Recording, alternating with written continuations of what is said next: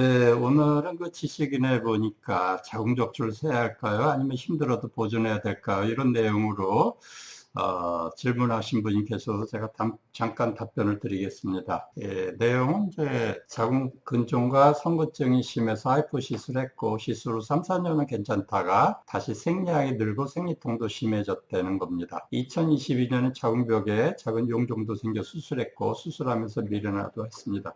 그런데 미련하는 부작용이 너무 심해서 계속 부정출혈, 심한 복통, 매일 생리전 주음과 같은 몸 상태, 너무 고통스러워서 6개월 만에 제거했습니다. 이후 생리통은 있지만 생리량이 크게 늘진 않아서 괜찮아진 건가 했는데 그게 아니고 빈혈 때문에 양이 줄어든 거였어요. 빈혈 수치가 7이 나오면 심장 답답하고 호흡곤란 증세가 있어서 철분제 복용을 했더니 이후 생리량이 다시 확 늘어난 상태입니다.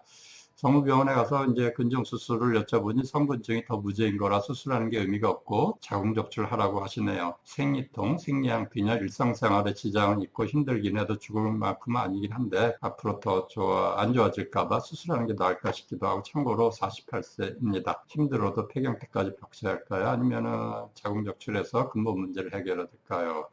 이렇게 질문을 하셨네요. 제가 그래서 몇 가지 답변을 드리도록 하겠습니다.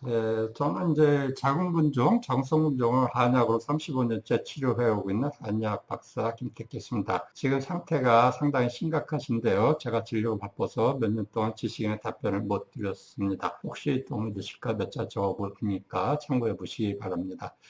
저희 경험상 이제 빈혈 수치가 7.5 아래로 떨어지면 일상생활에 큰 지장이 있었습니다. 심장이 답답하고 숨이 찬 증상이 있다고 하셨는데 이것은 근종심장이라는 병명인데 몸에 피가 부족해서 심장의 혈액 공급도 부족해서 나타나는 증상입니다. 한방 병명은 짧을 단자, 기운기자, 단기라고 해서 숨이 찬 증상 나타나는 것입니다. 제가 움직이는 그림으로 이제 만들어서 설명을 해드렸는데요. 빈혈약은 뭐 나쁜 게 아닙니다. 출혈이 더 많아지더라도 당연히 복용하시는 게 좋고요. 선짓국, 해장국 이런 것도 많이 드시면 좋습니다. 자궁근종이나 성근종이 하이프 시술에 다시 자라면서 자궁 가운데 있는 그 내막까지 파고 들어온 것을 내막 침범 자궁근종이나 내막 침범 자궁성근종이라고 하는데 이 경계 부위가 많이 허른 거죠. 치료 원리는 지혈요법 1차로 강력하게 한약으로 생리양을 줄여주고 정상 생리양으로 만들어 온 거죠. 두 번째로 이제 생근소종요법이라 해서 자궁성근종과 자궁내막에 헐어 있는 이 경계 부위를 튼튼하게 아물게 하고 틈새에 정상 근육층을 생기게 하는 생근소종요법으로 치료하는 것이 원인 치료도 되고 지금 필요할 것 생각되고요. 치료 방법은 한약을 두세 번 복용하고 녹는 실침을 생리 끝나고